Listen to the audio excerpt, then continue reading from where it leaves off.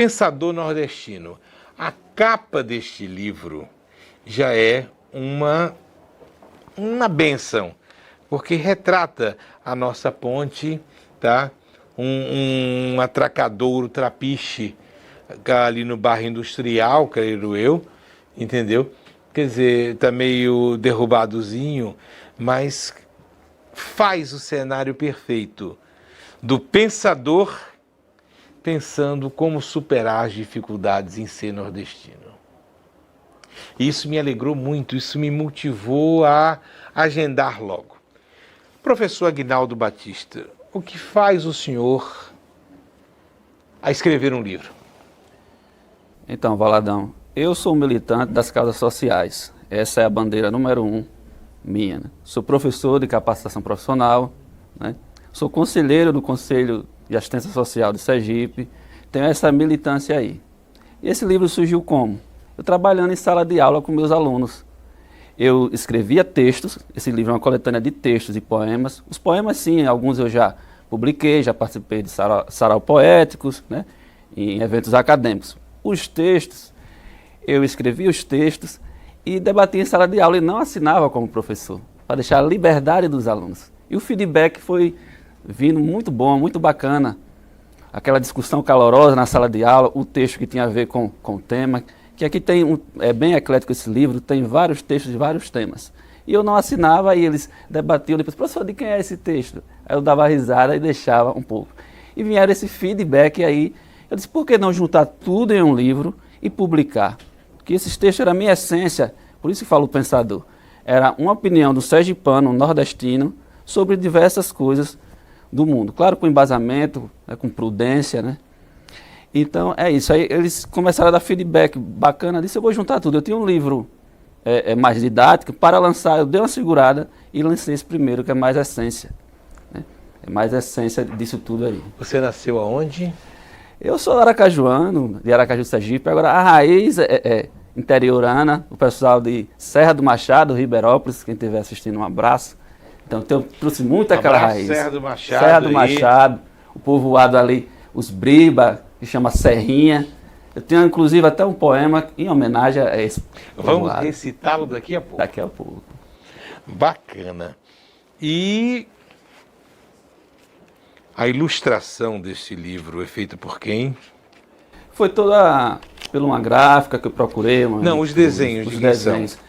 Idealizado minha e da minha esposa, Angélica, bem caseiro. Esse livro é bem intimista, sabe? É por isso que eu dei preferência a ele, que é uma coisa mesmo de raiz, tem histórias que se confundem com a minha, e se confundem com muitas histórias do povo nordestino, povo sergipano, batalhador, né, Valadão? Das histórias de Aracaju, qual o maior destaque está aqui no livro? Das histórias de Aracaju, eu destaquei o interior, não destaquei Aracaju em si. Como eu falei, esse poema, Lembranças do Interior, traz aquela nostalgia boa da minha infância, nas férias de janeiro, de escolas, nesse povoado lá beirando um pezinho da serra, com minhas tias, com aquele contato com a natureza, né? O povoado lá, Serrinha de Serra do Machado. E o trajeto, que era de Pau da Arara. Eu peguei ainda o tempo do Pau da Arara. Mas para a criança tudo era um lúdico, né? Tudo era alegria. O Pau da Arara, quando era chovendo, fechava aquelas lonas, aquele escuro e tal, mas a gente achava tudo divertido, porque a criança trabalha com lúdico. E isso ficou em minha cabeça, eu escrevi, né? Bem bacana. Da parte Aquela interior. região ali tem uma culinária, uma característica bem diferente.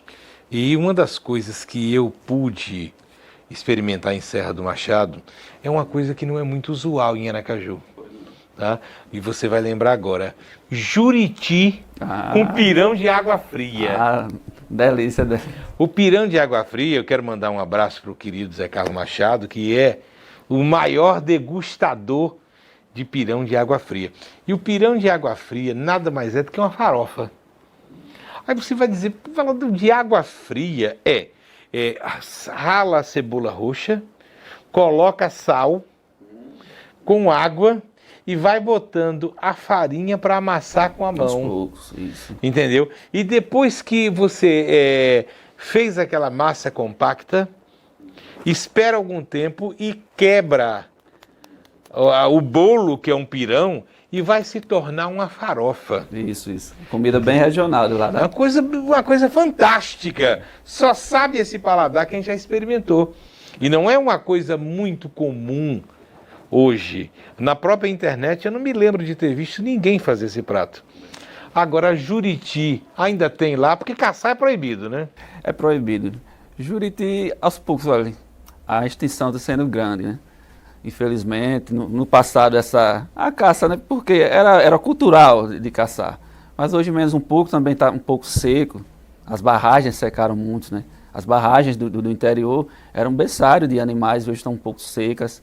E por esse motivo, acho que tem pouco. Aí compromete os avoaçantes. Isso. Entendeu? Que era uma riqueza ali daquela região da serra. Os avoaçantes era a rolinha, isso, que vai até o sertão, você pega de Carira, você encontra muita rolinha, você vai encontrar a Juriti, você vai encontrar a perdiz, isso. Você vai encontrar a cordiniz, entendeu? Quer dizer, era o maior patrimônio cultural culinário. Verdade. Mas qual o pensamento de um nordestino? Então, esse olhar meu, como eu falei, eu tenho voltado para as causas sociais. Tem um texto aqui que traduz bem isso, sobre os dois mundos de Teodoro. É um texto autocrítico. Eu vou falar um pouco sobre ele rapidinho.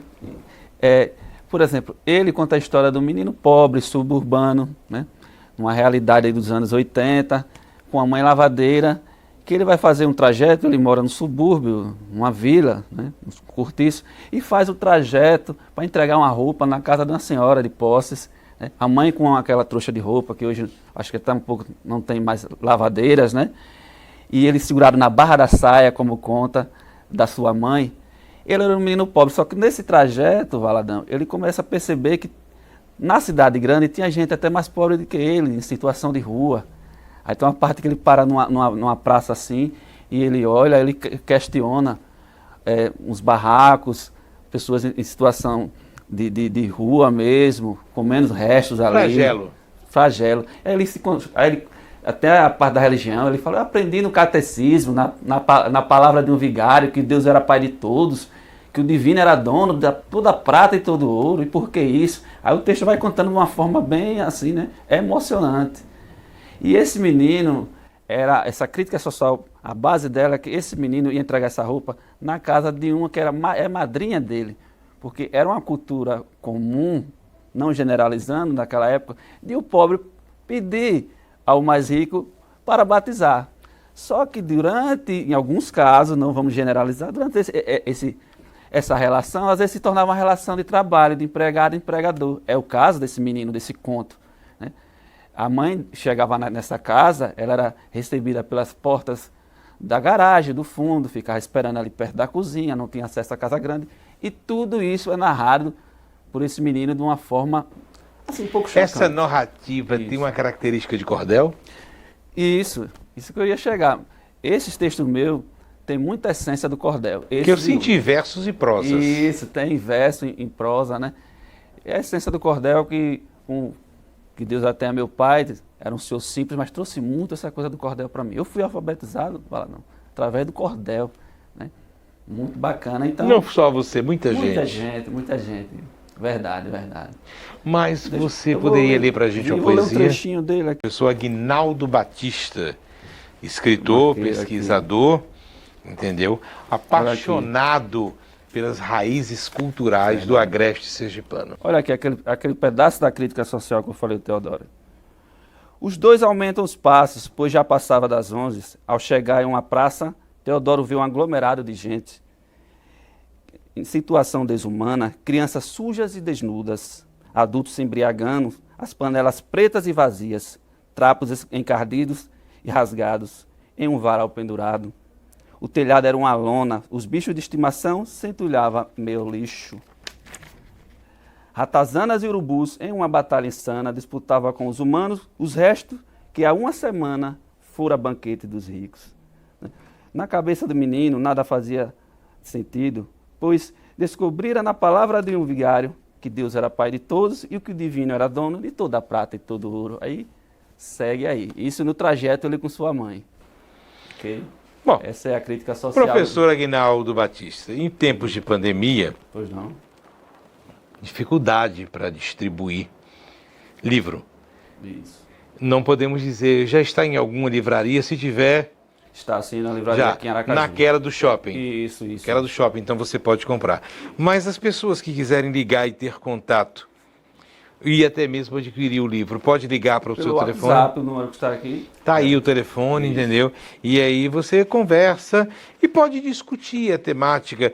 Porque o interessante para o artista, principalmente nesse momento de crise, é o feedback do leitor. Às vezes o leitor quer trocar uma ideia sobre o texto.